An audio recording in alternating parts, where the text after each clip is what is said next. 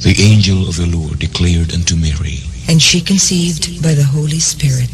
Hail Mary, full of grace, the Lord is with thee. Blessed art thou among women, and blessed is the fruit of thy womb, Jesus.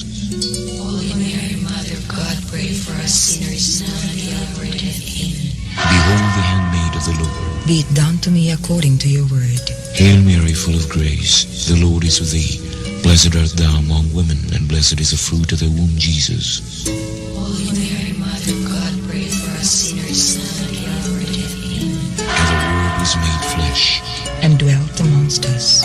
Hail Mary, full of grace, the Lord is with thee. Blessed art thou among women, and blessed is the fruit of thy womb, Jesus. Holy Mary, Mother of God, pray for us sinners now and at the hour of our death. Amen. Pray for us, O Holy Mother of God, that we may be made worthy of the promises of Christ. Pour forth, we beseech you, O Lord, your grace into our hearts, that we, to whom the incarnation of Christ, your Son, was made known by the message of an angel, may by his passion and cross be brought to the glory of his resurrection, through the same Christ our Lord. Amen.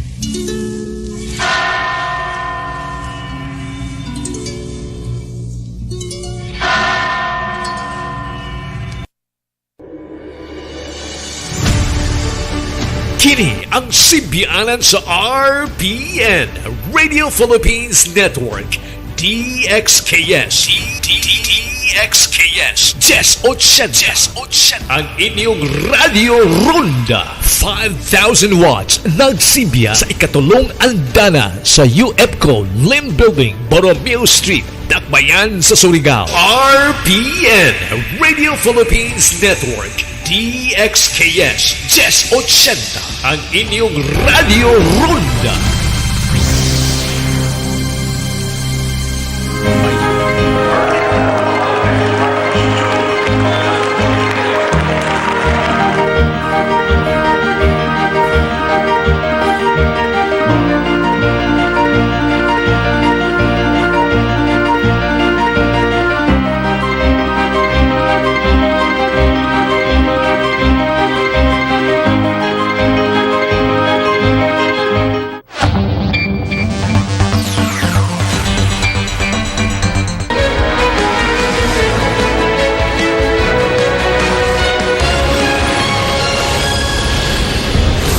After 3.5 decades since the downfall of the late former President Ferdinand Marcos through a military-backed people power revolution, comes a new chapter for the nation. Ako, si Ferdinand Romualdez Marcos Jr. ay taimtim na nanunumpa. His son and namesake, Ferdinand Bongbong Marcos Jr., with a historic landslide victory in the elections, now brings the family back to power.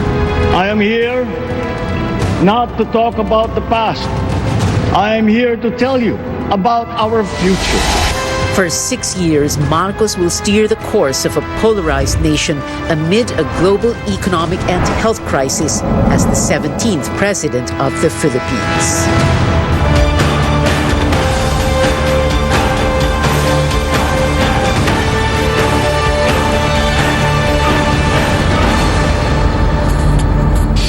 Good evening, I'm Pio Ontiveros. Welcome to a special edition of Newsnight, where we go above and beyond the headlines. The long road ahead begins for Bongbong Marcos as he is now officially the country's 17th president. The nation witnessed him take his oath of office in what was promised as a solemn and simple inauguration at the National Museum in Manila earlier today. Thousands of people attended, including his family, former presidents, cabinet members, other government officials, diplomats, foreign dignitaries, and supporters. This historic day signals the beginning of a new administration, with Marcos vowing to fix COVID-19 response shortcomings and address other pressing issues while repeating his call for unity. Let's look back at the highlights of today's inauguration. Our correspondent Rex Reed joins us live from the National Museum. Go ahead, Rex.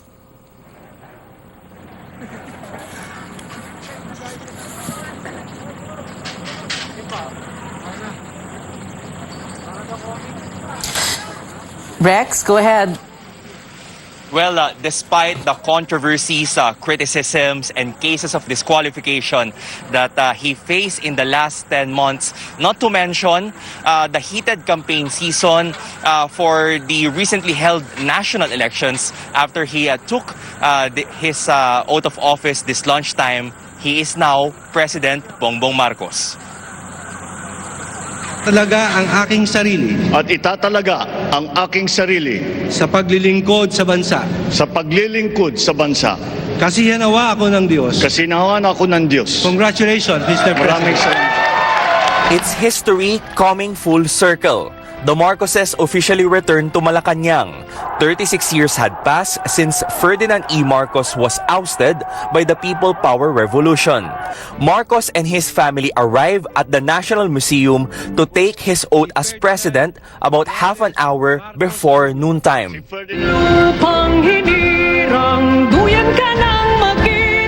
Actress Tony Gonzaga sings the national anthem, followed by an interfaith prayer and a military and civic parade. Senate President Tito Soto then reads the resolution proclaiming him as president. Chief Justice Alexander Hesmundo administers his oath, marking the beginning of his term as the nation's 17th president. Pinakinggan ko ang tinig ninyo na ang sinisigaw ay pagkakaisa, pagkakaisa, pagkakaisa. In his inaugural speech, President Bongbong Marcos expresses gratitude for the mandate that his supporters gave him. He's also inviting every Filipino to help him steer the country to a place better than how it is. I fully understand the gravity of the responsibility that you've put on my shoulders. I do not take it lightly, but I am ready for the task. You will get no excuses from me. He did not mention much about his father. Some critics thumbed down the candidacy of President BBM due to the controversies that happened during his father's regime. I am here not to talk about the past. I am here to tell you about our future. He also discussed the challenges the country is facing, particularly in sectors of agriculture, energy, health, among others. President Marcos, however, has yet to appoint cabinet secretaries for some key departments. The new president also acknowledged his predecessor Rodrigo Duterte for his administration's achievements, especially on infrastructure. He vows to continue most of such projects and present a comprehensive infrastructure plan for the next 6 years. Never forget, we are Filipinos. One nation, one republic, indivisible.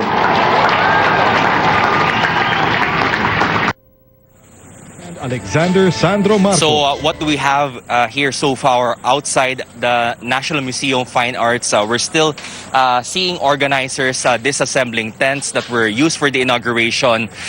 This particular road in front of the museum will remain closed until 11 in the evening. Some motorists, however, are not aware that this is closed for tonight, at least until 11 p.m. That's why they're trying to pass through unsuccessfully, and traffic authorities are advising them to search for and follow traffic advisories. Back to you, Pia. Rex Remigio there reporting from the National Museum in the city of Manila, where Bongbong Marcos took his oath as the 17th president of the Philippines. Now, lawmakers and allies expressing their support for President Marcos following his inauguration. House Majority Leader Martin Romualdez says Mr. Marcos will be a great president. The lawmaker believes Marcos will play a pivotal role in uniting the nation. Romualdez is a cousin of Marcos. He's also poised to be the next House Speaker. One Pacman representative, Mikey Romero, says it's time to rally behind the new president's goals for the country, stressing that Marcos' success is everyone's success. Senator Joel Villanueva, meanwhile, thanks Marcos for acknowledging the need to prioritize job creation, training, and fair wages. Villanueva vows to coordinate with Marcos' economic managers to address the needs of the labor sector. After over 3 decades since a peaceful revolution toppled the regime of the late former President Ferdinand Marcos, the Marcos the Marcoses are back in Malacanang. Our AC Nichols joins us live. AC, what is the first thing Mr. Marcos did in the palace? Pia, as tradition dictates, President Bongbong Marcos Jr. in his first act as the country's new leader administers the oath of cabinet members and other appointed officials this afternoon. Now, there's something unique about it as the president also administers the oath of his son, Sandro, as the elected 1st District Representative of Ilocos Norte, among other elected local officials from their home turf. Else will I be able to swear in as president our mayors, our congressmen, and our officials from Ilocos Norte. So sinabi ko kay Sandro, dalhin mo silang lahat dito kahit na papano para masabi ko naman na sinumpa ko ang aking anak na naging bagong congressman at lahat ng kasama natin dito sa Ilocos Norte. Traditionally, the new president holds his first cabinet meeting on the same day of his oath, but Marcos is doing that tomorrow instead. Now, there's information that he had courtesy calls lined up with a number of foreign dignitaries before the inaugural dinner tonight, and that celebrations here in Malacanang are set to conclude with a fireworks display, though Malacanang has yet to confirm these details. Towards the evening, the new president's activities inside the palace are not open for media coverage. We are basically just monitoring developments from the Malacanang Press Working Area, which is a separate building within the Malacanang compound. Our movement, if we may say, is very limited due to tight security, but we're still trying to get more information from various sources, and we will share them with you as soon as we get them. Pia. Yeah, AC, before that oath-taking happened and with the other cabinet officials, tell us also about this, what we call the ceremonial possession of Malacanang, the moment when the new president ascends that famous staircase for the first time and what it means.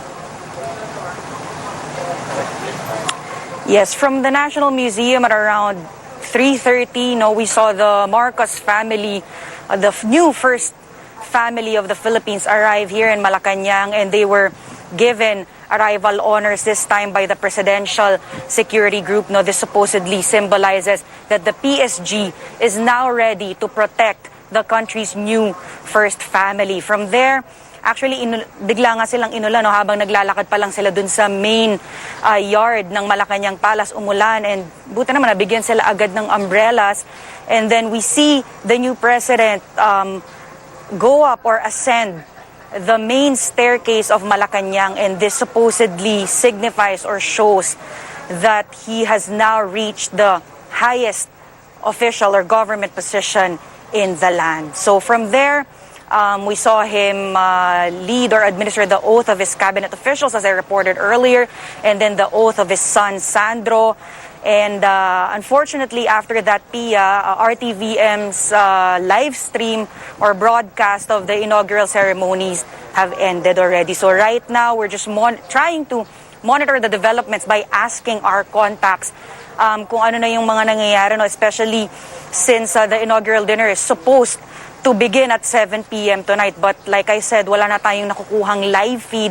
So we're just trying to get more information, and we will give them to you as soon as we get them. Pia. Interesting also, AC, a while ago you said the new first family, you corrected yourself there. It'll take a while for everyone to get used to this because now we'll have to start saying the former President Duterte and then President Marcos, the new first family. AC Nichols there reporting live from Malacanang. A new official portrait arrives in Malacanang as President Marcos begins his 6 years in office. This presidential painting was created by renowned artist Lulu Coching Rodriguez. It features Mr. Marcos in a barong with the Philippine flag behind him. Rodriguez also painted the portraits of former presidents Joseph Estrada, Fidel Ramos, and even the Aquinos, Cory and her son Noy Noy. President Marcos hits the ground running as he looks to continue the independent foreign policy of the Duterte administration. How will this approach be different, and how will the Philippines balance its relations in the next 6 years with two superpowers, the United States and China? Tristan Odalo reports.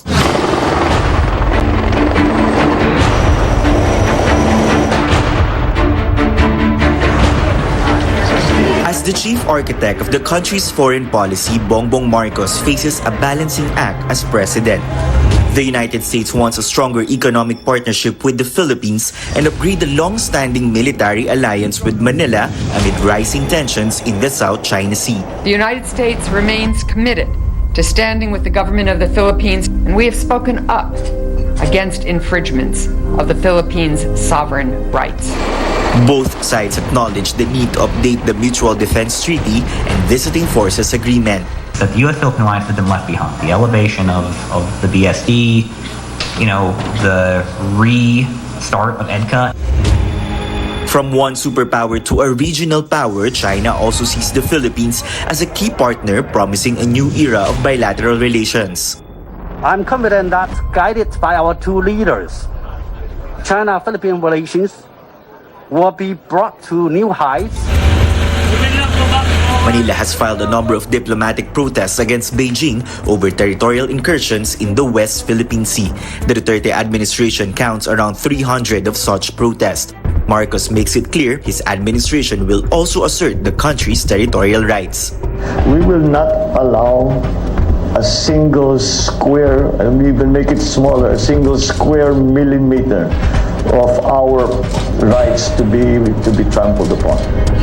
Despite the differences, Chinese ambassador to the Philippines Wang Zhilian adds the maritime conflict is a small fraction of the overall bilateral relations. Marcos even says that China is a crucial partner toward recovery.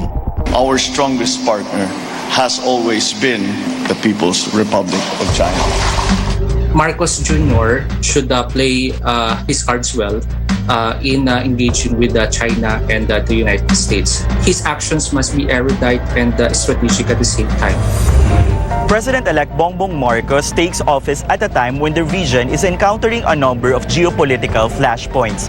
The balance of power between the US and China, the Russian invasion of Ukraine, and North Korea's nuclear arms tests, among others. How will the new administration address these issues, not to mention the global food crisis and the COVID-19 pandemic that shows no signs of waning? An independent foreign policy must be responsive to these challenges, mindful of the national interests. Tristan Odalo, CNN Philippines. All eyes on the newly installed President Bongbong Marcos as martial law survivors take their oath to continue their decades-long fight for truth and human rights. While change has come for former President Rodrigo Duterte, who is now a private citizen. More when we return on this special edition of Newsnight here on CNN Philippines.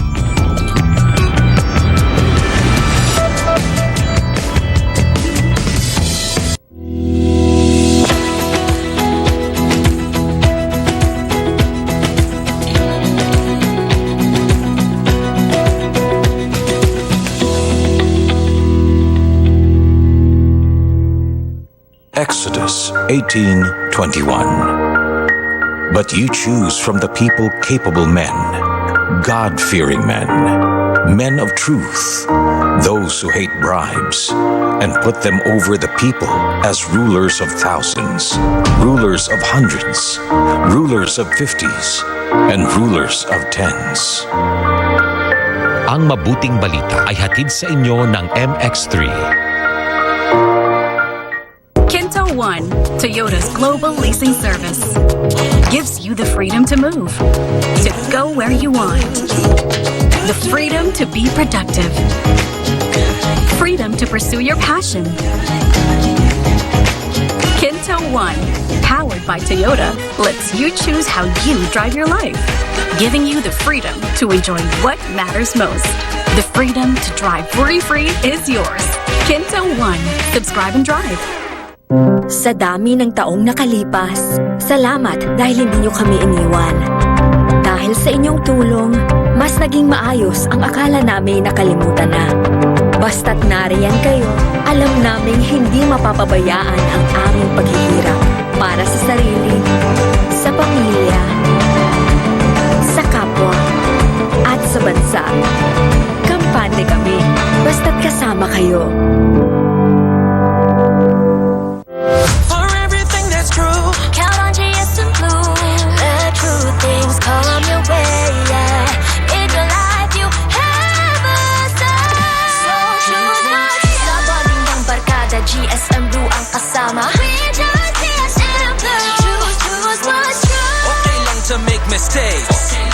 sarili, totoo at hindi fake.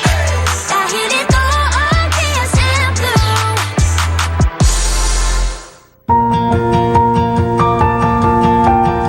Sustainability, as defined officially, is addressing the needs of the present generation without compromising the needs of future generations. Urban expansion of Metro Manila, we cannot stop it anymore. But I wrote also in 1973, when I was a student, development is not worthy of a name unless spread evenly like butter. We should balance the development. I think San Miguel is doing patriotic and philanthropic infrastructure. So we are aligned in our love of our country.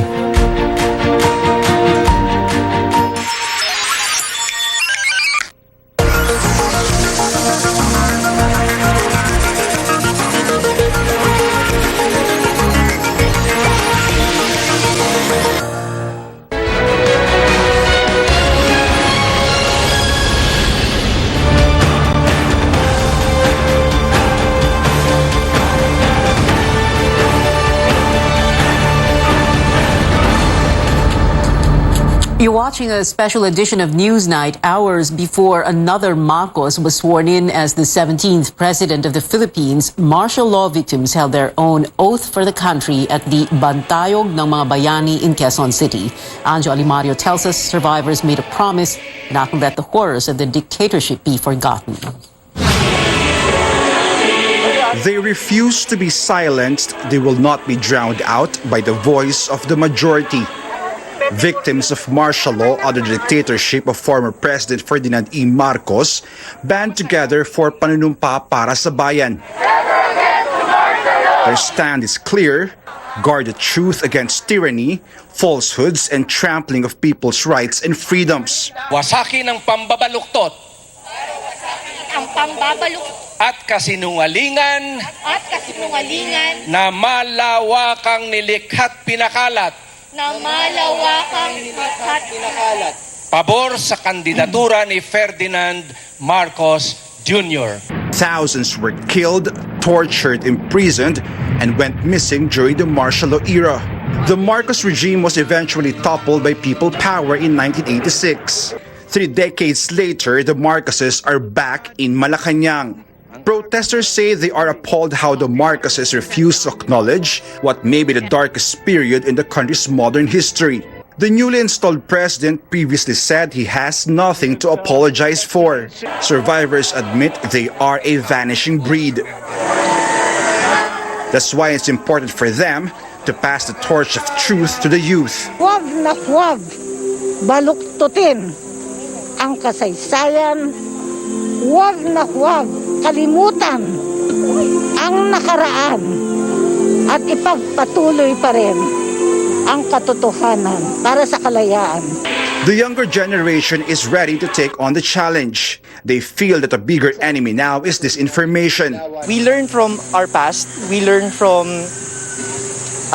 yung mga mistakes na, di ba, na sana hindi na siya maulit muli. Seeing the Marcoses return to power is a nightmare, martial law victims point out. They warn that if such narrative and myth go unchallenged, no one will be left to tell their stories. I'm Jolly Mario, CNN Philippines. The fight also continues for protesters rejecting the new administration. Page of Air takes us to Quiapo in Manila, just a few kilometers away from the National Museum, where a number of groups took to the streets to protest the Marcos presidency. Not even the scorching heat and change of plans can stop protesters from making their voices heard on Inauguration Day. The rallies of progressive groups ended at the historic Plaza Miranda in Quiapo instead of the original venue, the Liwasang Bonifacio.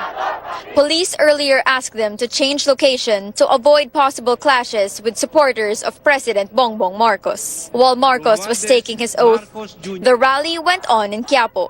Wala pong pagdiriwang sa atin ngayon. Pagluluksa meron. Among the groups that spearheaded the rally were Bayan, Kilusang Mayo Uno, the Alliance of Health Workers, Kilusang Magbubukid, and Transport Group Piston. rejecting the return of a Marcos in power. Martial law and historical revisionism took the spotlight at the protest. Ngunit talagang ang mga nang babaluktot ng kasaysayan ay walang pagkatuto sa kasaysayan. Ang paglaban ng mamamayan noong panahon ng martial law ni Marcos ay hindi nagmamaliw. They also laid down their pleas to the new government. First, address the rising prices of fuel products and basic goods. Increase the salaries of minimum wage workers. Better support our farmers and health workers. And defend human rights and press freedom. Hindi po pwedeng unity ang sagot sa nagtataas ng mga presyo. Kung meron man dapat unang executive order itong Pangulong ito dapat may kinalaman sa ekonomiya. With former President Rodrigo Duterte now an ordinary citizen, the groups vowed to hold him accountable for all his previous actions. They ended their protest peacefully at around noon by claiming the fight for change and justice has just begun. We'll be watching and responding or reacting whenever the president of the government will take any pronouncement or they are ready to go protest at Easter of today. Paige Javier, CNN Philippines. Supporters of President Marcos did not miss the chance to personally witness his inauguration. George Cahilas reports thousands of them spent hours waiting at the Intramuros golf course just across the National Museum in Manila. As early as 5 in the morning, supporters of the newly inaugurated President Ferdinand Marcos Jr. gathered at the Intramuros Golf Course, a venue that can accommodate 300,000 people. Authorities say around 5,000 supporters arrived. Most of them were wearing red, the color associated with the Marcos family. While the golf course was big enough for them, some supporters were not satisfied. They also occupied Liwasang Bonifacio ahead of the scheduled protests there. This prompted various groups to push their rally farther from the inauguration site at Plaza Miranda in Quiapo. It was hot and sunny despite the anticipated rainy weather. During the inauguration proper, some of the supporters were not able to contain their emotions. Napakahalaga, sir. Kasi sir, sa habang panahon, nabigyan din po ng hustisya ang paggawa ng pag-apil sa pamilya Marcos po noong araw. Medyo natutuwa lang ako. Medyo nagagalak at natutuwa na halong emosyonal kaya napaiyak-iyak ako nun. Sobrang saya ko lang na siya yung naging Pangulo ngayon. The crowd cheered during the speech, especially when the president spoke of unity and having similar aspirations with the people. Amalia Mutiak came all the way from Lanao del Norte just to watch the inauguration. While it's not mentioned in the speech, Mutiak is hoping that the new president will focus on the welfare of Muslims, especially for those who lost their homes during the Marawi siege in 2017. Sana po ngayon, tutukan niya ang Marawi City para malaman niya at maibangon uli ang Marawi City sa aming kapwang mga Muslim. Dahil nakasaramdam ko ngayon sa Marawi ay hindi pa po sila nakabalik sa mga bahay-bahay nila. Supporters are optimistic the new administration will fulfill its campaign promises that Filipinos will rise through unity. George Cahilas, CNN Philippines. Celebrations were low-key and simple in President Marcos's hometown of Ilocos Norte, but supporters from other provinces went out of their way to mark Inauguration Day. Let's head over to Ilocos Norte with senior correspondent Lois Calderon. Ilocos has been known as Marcos country because for half a century, the Marcoses ruled this province as governor, congressman, and mayor, and now again as the highest leader of the land. But on this historic day, Batak, the hometown of the Marcoses, is quiet. True to form, Ilocanos made the celebration simple. The City Hall set up 2 big LED screens at Imelda Cultural Center, one of the landmarks of the town center. Together, barangay officials, City Hall employees, and supporters watched President-elect Bongbong Marcos take his oath at the nation's capital. Some were even moved to tears. Nawala ng gutom namin nung nakita namin yung screen na mayroon. Takbo kami dito po. Nakakapanindig, balahibo sa akin. Maasahan may malaki kaming paghasa sa kanya. In Lawag City, tarps with the face of Marcos and congratulatory words were hanging prominently on the Capitol building and other government offices. From Congressman and first son Ferdinand Alexander Marcos, better known as Sandro, to governors and mayors, elected officials from Ilocos Norte and Ilocos Sur, were in Malacanang to take their oath en masse. Interestingly, Marcos' landslide victory has been attracting people to Ilocandia. Former teacher Josephine Bustria of Pangasinan brought her entire family to Batak. This family traveled all the way from Davao City to Vigan in time for the inauguration. In Vigan, business is brisk, with one popular restaurant owned by the Singson clan also preparing to host VIPs on Marcos' inauguration day. The restaurant manager has been working there for 2 decades and has met the Marcos family several times. We ask what food BBM often orders. Pinakbet, longganisa, bagnet, ganyan po ang in-order nila noon nung pumupunta siya dito. I am giving him the 100% benefit of the doubt that he could lead this nation very well, this country very well. Authorities deployed police to secure Batak's landmarks, including the Marcos Museum, amid reports that vandals could make a scene in protest of Marcos's victory. Nonetheless, it was a peaceful day for most of Ilocandia. From Batak, Ilocos Norte, Lois Calderon, CNN, Philippines. Up ahead, Davao City is welcoming former President Duterte home after 6 years. We'll get details on his homecoming on the ground and find out what netizens are saying about today's inauguration. You're watching a special edition of Newsnight, where we go above and beyond the headlines.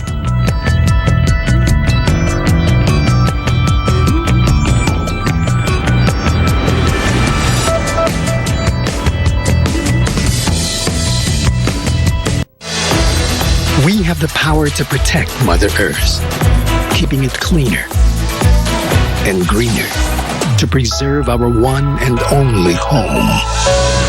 Powering the good life. Meralco. Fried chicken? Timplang happy! With easy-to-cook Magnolia Chicken Timplados. Iba't ibang sarap ng chicken, kaya. Anong Magnolia Chicken Timplados mo? Iba't ibang easy chicken sarap.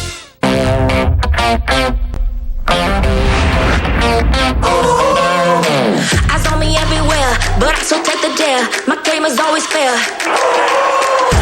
will always be impossible to beat. I will explore the comfort mode, 'cause I'm a boomerang, I'm a boomerang, I'm a boomerang, I'm a boomerang.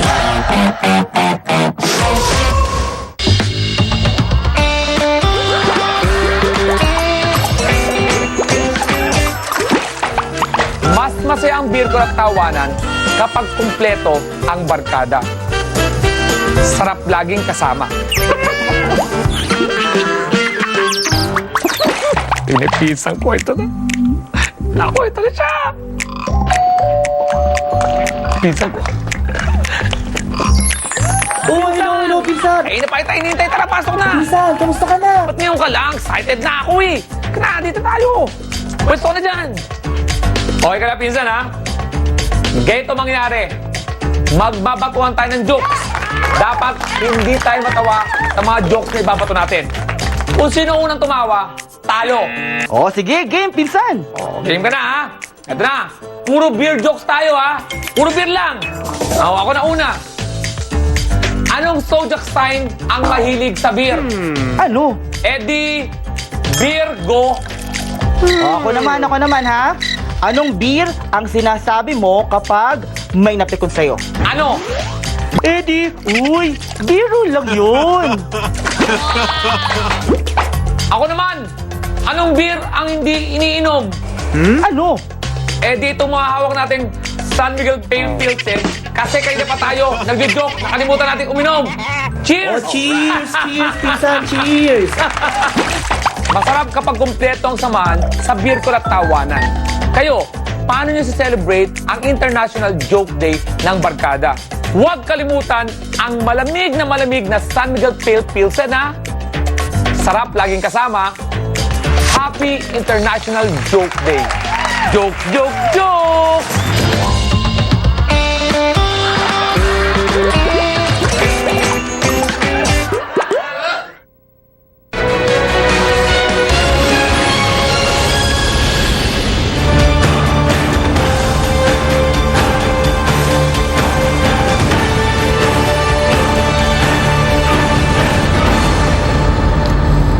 Welcome back to a special edition of Newsnight. I'm Pia Ontiveros. It is the end of an era for former President Rodrigo Roa Duterte, who is returning to his hometown in the city of Davao for good. Tristan Odalo joins us live from Davao City for more details on the Duterte homecoming. Tristan?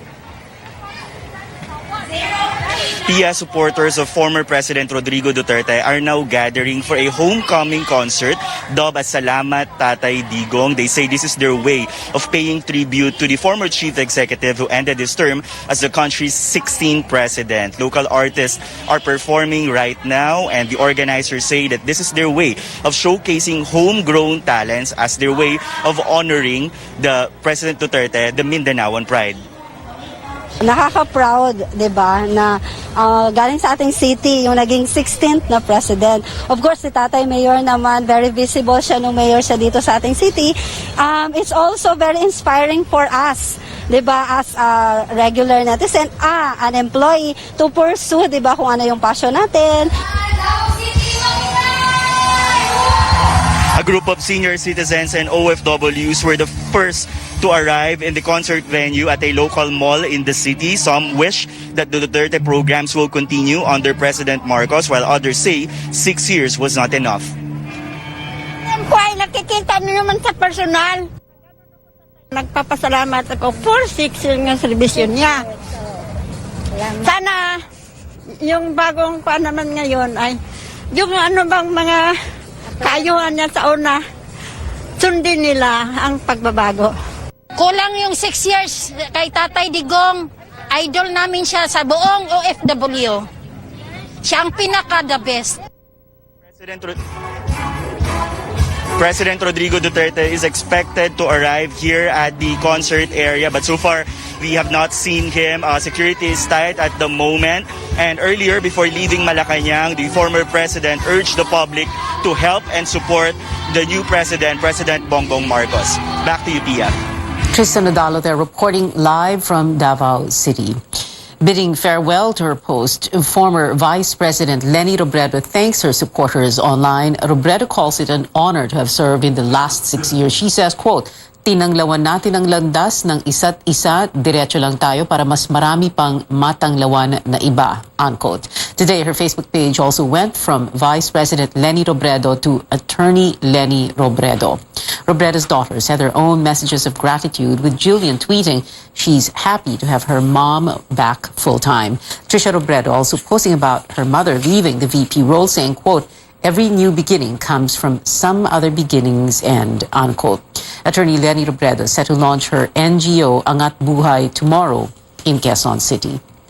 Well, apart from being the country's new president, Bongbong Marcos is now the chief of the Agriculture Department. During his inaugural speech today, he said he will prioritize food sufficiency, similar to what is being done in the richest free trade countries. Melissa Lopez highlights some challenges that lie ahead. I think that the problem is severe enough that I have decided to take on the portfolio of Secretary of Agriculture, at least for now.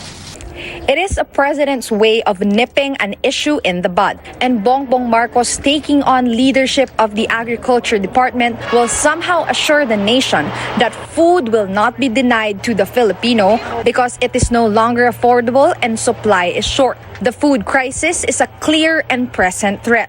Farms and pens are grappling with diseases that kill livestock. Piggeries suffer from African swine fever infection, while poultries with bird flu. Across the board, food prices have been on the rise, worsened by high fuel costs and low production. The Duterte administration's agriculture chief admits the sector has been neglected with limited funds. ang agrikultura talaga napabayaan, Maricho.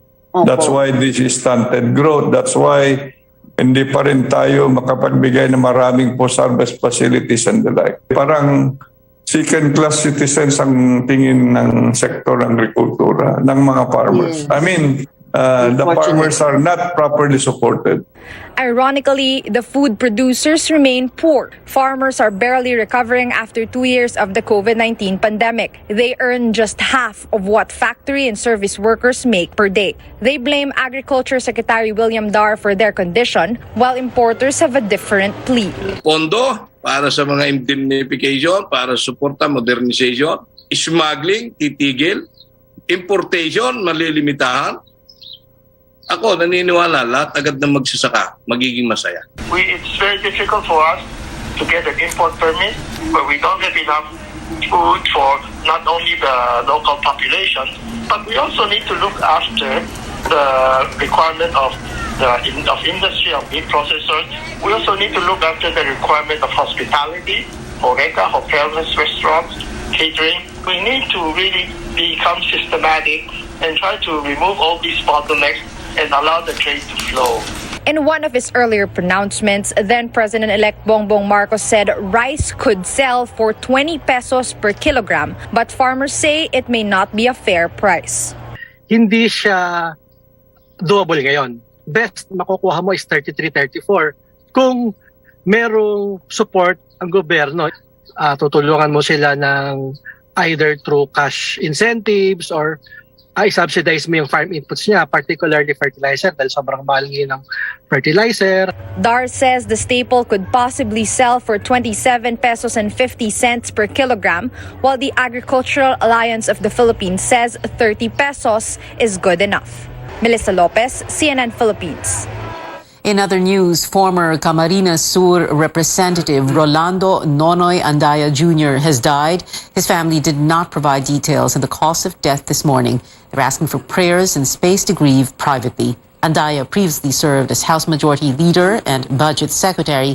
He lost in the 2022 gubernatorial race to Luigi Villafuerte. Andaya was 53. And the Supreme Court temporarily stopping the substitution bid of former COMELEC Commissioner Rowena Guanzon as a nominee of the party list pushing programs for persons with disabilities and senior citizens. The group won a seat in Congress. The High Court issued the stay order Wednesday in light of a petition filed by Duterte Youth Party list officials. Guanzon has 10 days to comment on the petition. A check on the weather now. A low-pressure area east of northern Luzon has intensified into Tropical Depression Doming. Pagasa says Doming is seen to move north-northwestward over the next 3 days and remain far from landmass. It may further develop into a tropical storm before exiting the country by Saturday morning or afternoon. But for the next 24 hours, Doming, as well as Tropical Storm Chaba, formerly known as Kaloy, will enhance the southwest monsoon. That means rains are expected over the western sections of central and southern Luzon and the Visayas. Palawan, Occidental Mindoro, Pangasinan, Zambales, Bataan, and Batangas will experience moderate to heavy rains. Light to moderate with at times heavy rains will prevail over Metro Manila, the rest of Mimaropa, Cavite, Laguna, Rizal, Tarlac, Pampanga, La Union, Aklan, Antique, and Iloilo. Pagasa warns of possible floodings in these areas. Straight ahead on this special edition of Newsnight, we get the thoughts of people here in Metro Manila about the new president's message to the nation. Plus, mixed views online about the turnover of power to Mr. Marcos today. We'll give you a look after the break.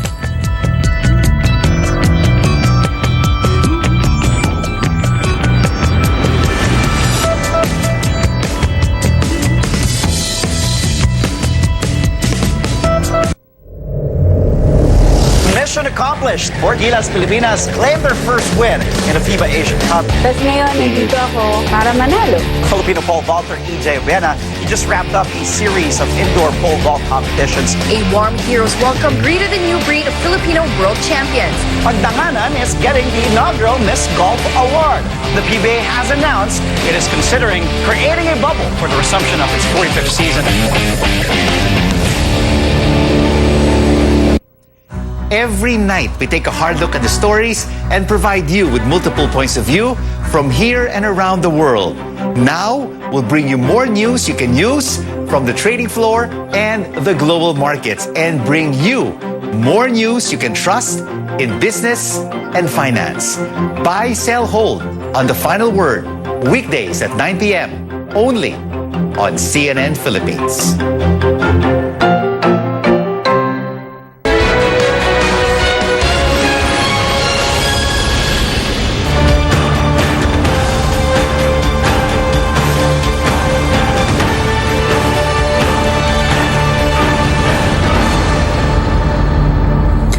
You're still watching a special edition of Newsnight. Earlier today, Filipinos nationwide watched as President Bongbong Marcos took his oath to lead the nation and imparted words of hope. What did people think of his inaugural speech? Pauline Versosa reports. Here at this tricycle terminal in Pasig City, drivers and commuters alike tuned in to the inauguration of President Ferdinand Marcos Jr. at high noon. Many of them are pleased to hear the promise of a better future in the inaugural speech of the new chief executive, with the words unity and pangarap or dreams sticking with most of them. But not a few were unable to comprehend the 30-minute speech of Mr. Marcos. Okay na rin kahit di mo intindi. Parang maluwag-luwag din sa amin sa kalooban yung mga salita niya. English kasi international language yan eh. Ibig sabihin, marami rin na mga bansa nag-abang sa kanya sa pamumuno niya. Eh, kung Tagalog lang, tayo lang mga Pilipino ang ay international nakapokus sa kanya, di ba? Kaya dapat English din. Hindi talaga makaintindi gaano. Pero hindi naman taas yung English niya, mga tama lang kayang intindihin. I'm proud to, as a Ilocano, kasi Ilocano siya, no? So, nakita ko na may speech na talagang I'm very proud. At sana lahat ng sinabi niya, lahat ng hope ng mga tao, ay kahit hindi naman mapatapos, at least maumpisan niya. Masaya. Kasi gagawin niya lahat eh. Tingnan din natin sa huli. Hindi ko maintindihan kasi English eh. Dapat tinagalog niya para maintindihan naman namin. Eh kung Tagalog, di madami tayong masasabi ngayon. Sana matupad yung mga sinasabi niya, mga pangako niya. Yung gasolina, ang hirap ng buhay ngayon. Kita mo, ang tagal namin makalis. Walang pasahero. Ngayon sana ipagpatuloy niya ang kanyang proyekto rito sa Pilipinas, katulad ng kanyang ama. Mapagtuunan po sana ng pansin ng bagong Pangulo natin ang ating sa pagkain, about sa pagkain, lalong-lalo na din po sa gasolina. Umaasa po kami. Umaasa po ang sambayan ng Pilipino po. Umaasa kami na bababa yung mga bilihin natin kasi para makaginhawa naman tayo. Siguro naman yung pagtaas dati, nakokontrol ni Marcos yung pagtaas ng gasolina. Siguro ngayon magagawa niya yan. So siguro wag tayong magmadali, mga 2 taon, 1 taon, mga babago na lahat yan. 100% ang tiwala namin dyan. Kami, hindi na kami naghangad yung ibibigay ng mabago lang yung ng gobyerno, ayos na sa amin yun. More than words, Filipinos are putting immense trust on Mr. Marcos as he begins his presidency, marking a new chapter in the lives of more than 100 million people. Pauline Versosa, CNN Philippines. Netizens also had a lot to say about today's inauguration, with different opinions circulating on social media. Some admired President Marcos' speech, saying his message about unity and the Filipino people being indivisible should be the country's mantra. There was also rejoicing at the Marcos family's return to power. This netizen called Imelda Marcos a, quote, proud mama. But some people voiced their disappointment, saying that the EDSA People Power Revolution ousted the late dictator Ferdinand Marcos to, quote, restore freedom in the country, and now his son takes on the presidency. Tony Gonzaga's rendition of the national anthem was another hot topic. This netizen says it sounded like, quote, an authoritarian hymn rather than a nation's hope, unquote. Hashtags like Our President Marcos Jr., PBBM, and Pilipinas trended on Twitter today. To cap off the celebrations today, Mr. Marcos is set to attend the Pasasalamat Concert 2022 on Mendiola Street in Manila, a stone's throw away from Malacanang, at 9 p.m. The so-called People's Concert will feature the Philippine Philharmonic Orchestra and award-winning pianist Cecil Licad, whose music education was sponsored by Marcos's mother Imelda at a young age. The event is meant to give thanks to the president's supporters. More live shows, this time for K-pop fans. Veteran boy group Super Junior is coming back to Manila. The Super Show 9 Road World Tour heads to the Mall of Asia Arena in Pasay this August 6. Tickets go on sale by July 17. The Sorry Sorry Singers last performed in the country in 2019. Now, for 17 fans, you can get passes to the Be the Sun concert in Manila as early as July 12. The fan club pre-sale begins at 10 a.m. that day, while Live Nation's pre-sale is on July 13. General on sale kicks off July 14th. Is that general admission? And that is it for now. Join me again on News.ph at 7 p.m. I'm Pia Ontiveros for a special edition of Newsnight, where we go above and beyond the headlines. We leave you now with the sights and sounds of today's historic inauguration of President Bongbong Marcos. This is a historic moment for us all. I feel it deep within me.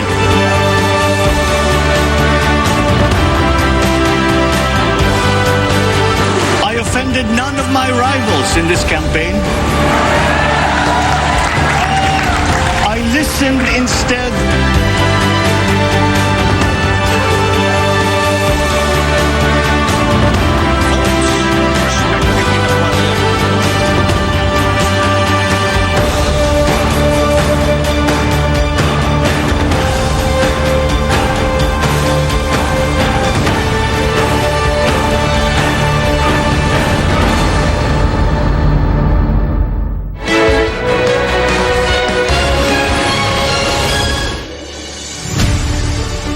Kini ang simbianan sa RPN, Radio Philippines Network, DXKS.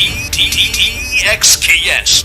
1080. Ang inyong Radio Ronda. 5,000 watts. Nagsimbiya sa ikatulong andana sa UFCO Lim Building, Borromeo Street, Dakbayan sa Surigao. RPN, Radio Philippines Network. DXKS 1080, ang inyong Radio Ronda. Presumptive President or President-elect Bongbong Marcos' days as an ordinary citizen will soon come to an end. The same goes for his running mate, presumptive Vice President Sara Duterte, who will serve as the country's next Education Secretary. The Senate and House of Representatives convening a joint Congress to form the National Board of Canvassers for the two highest elected positions of the land, ignoring a petition at the Supreme Court to cancel BBM's Certificate of Candidacy. Now, in this episode, we will walk you through the canvassing process and why it matters.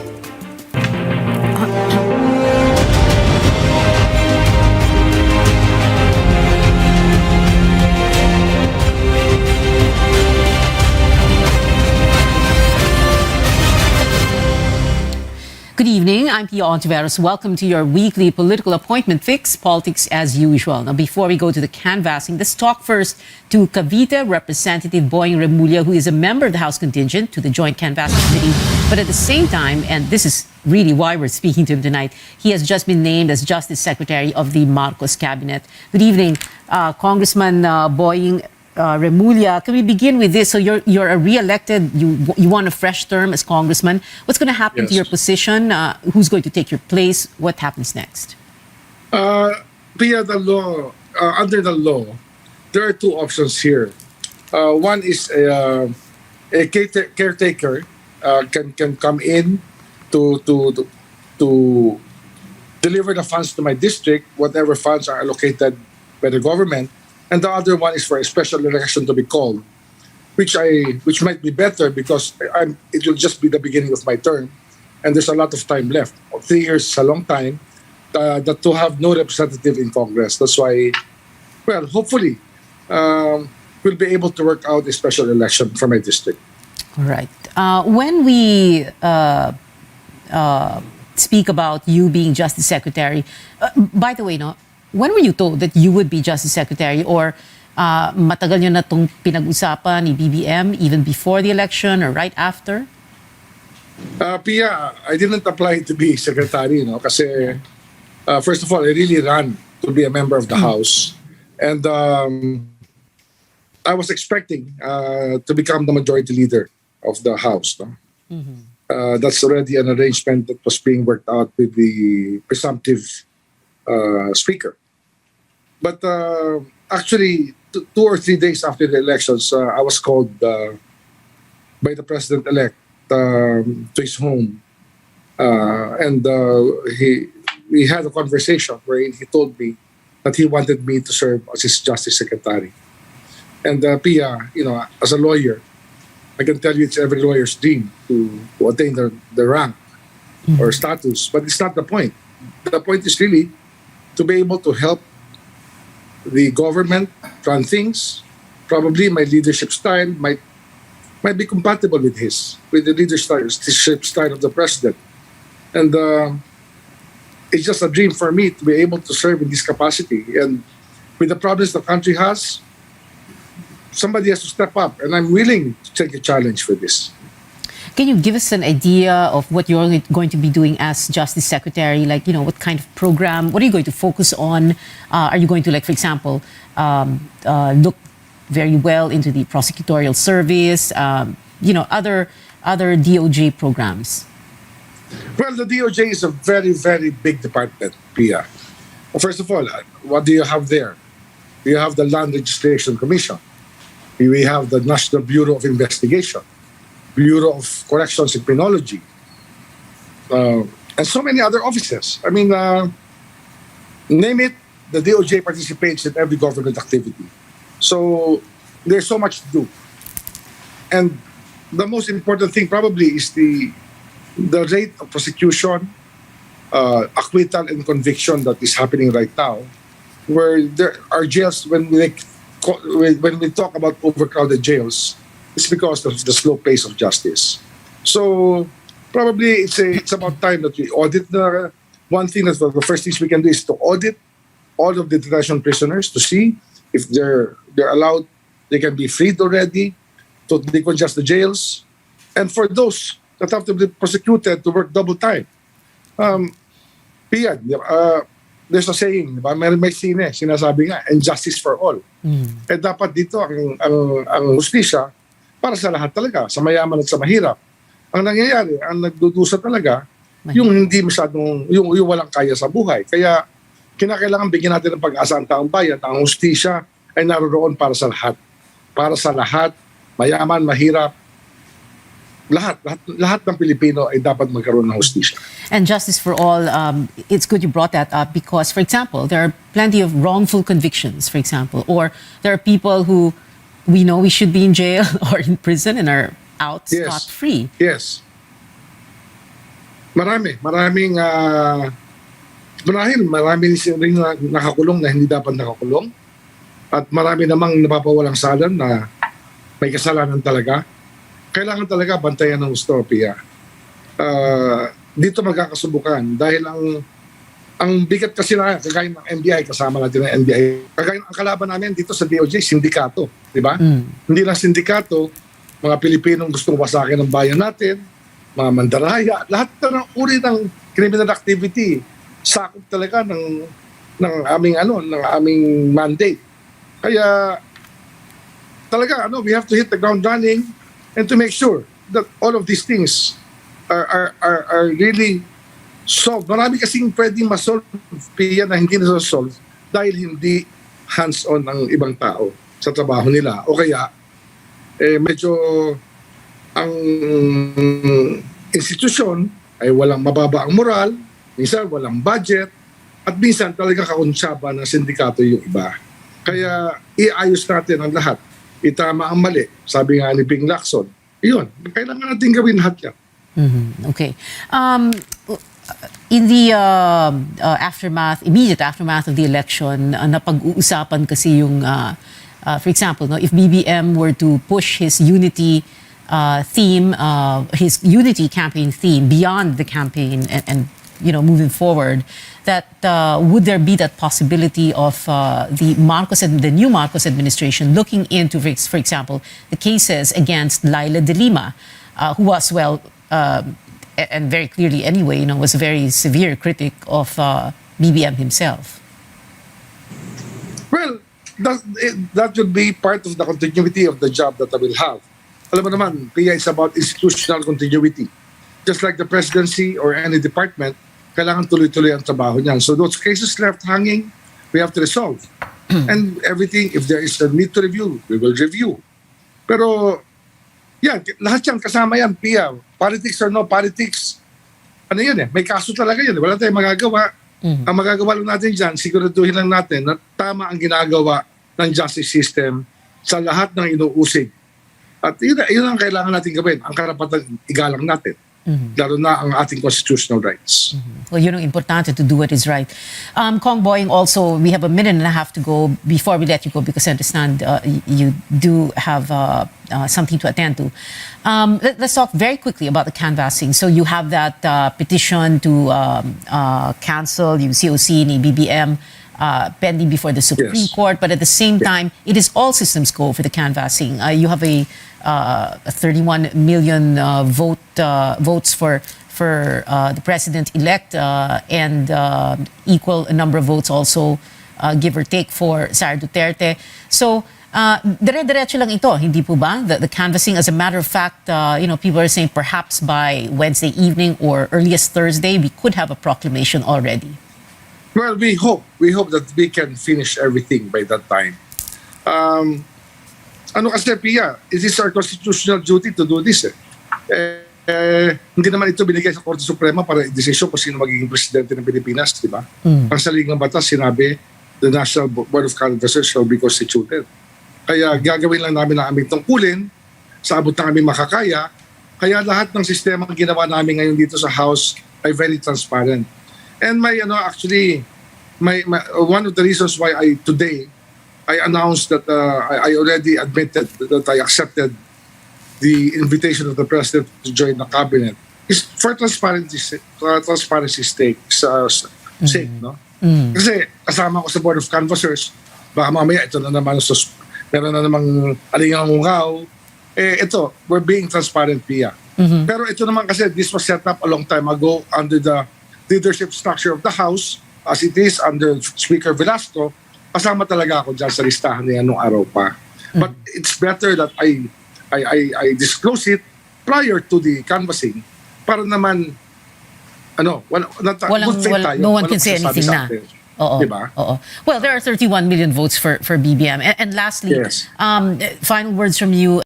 Ang ginawa namin dito, talaga in the spirit of transparency, there's a space for the lawyers, there's a space for the media, everything is being guarded bipartisanly.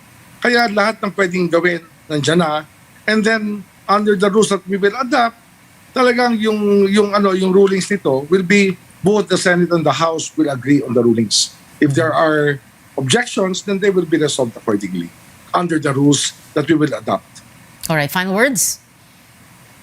Well, marahil ang isang dahilan kaya tinanggap ko ang hamon na to ay gusto ko talagang sabihin sa tao, no? Sa tagal ng aking paglilingkod sa Justice Department, sana mahalin natin ang bayan natin. Ang problema kasi, the nation state is under threat from big business interests. The Filipino should be proud of his country. We should not shoot ourselves in the foot. Tama yung space, kaya nga bagay kami ni Pangulo, sabi niya magkaisa tayo. I believe that.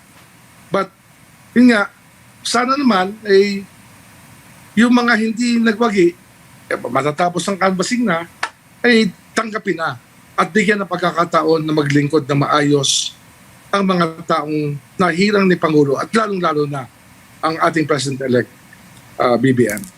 Sana bigyan naman kami ng pagkakataon na maglingkod.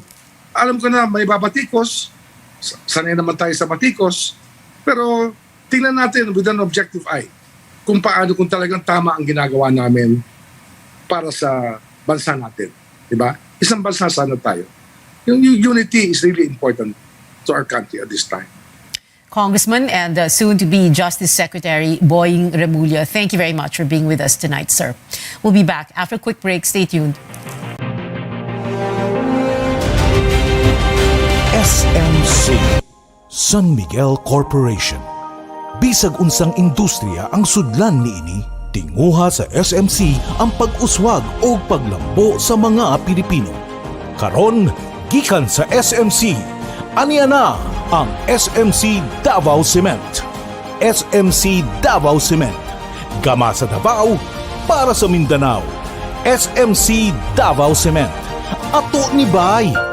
Protektahi ang imong mga mata batok sa delikado ug makadaot nga ultraviolet nga silaw sa adlaw ug uban pa. Pinaagi sa pagsulob og eksakto nga prescription sa antiyohos o antipara. Likay ang mga simptomas sama sa hanap nga pananaw sa layo o duol nga basahon, sakit sa ulo ug uban pa nga makaapekto sa atong kahimsog nga ang hinungdan depekto sa atong mga mata. Alang sa kumpleto nga primary eye care, contact lenses, fashion eyewear, computer eyeglasses, sunglasses, accessories ug uban pa, adto kita sa AG Buñuel Optical Clinic. Ang AG Buñuel Optical Clinic nagpahinumdum kanato nga ang kahimsog sa atong mga mata usa ka prioridad nga angay ipa-check up kausa matag tuig aron pagsiguro nga luwas kita sa piligrong mga sakit. Pinaagi sa lisensyado og qualified optometrists nga maoy mo prescribe sa eksaktong kagamitan ug kung primary eye care ang paghisgutan. Duaw lang silang buhatan sa 3636 sa Nicolas Street, Surigao City ug adunay ilang extension office sa Aurelianida Street, Cantilan, Surigao del Sur. Ayaw kalimti higala, AG Buñuel Optical Clinic. Ang AG Buñuel Optical Clinic doon na branch dito sa lungsod sa Dapa sa may Lupis Haina Street, Poblasyon Dapa, Surigao del Norte. Ang AG Buñuel Optical Clinic dinhi sa syudad ng Surigao no transfer na sa bag-ong location sa Nicolas Street ra gihapon tapad sa Garcia Hotel at Bang sa Unicity.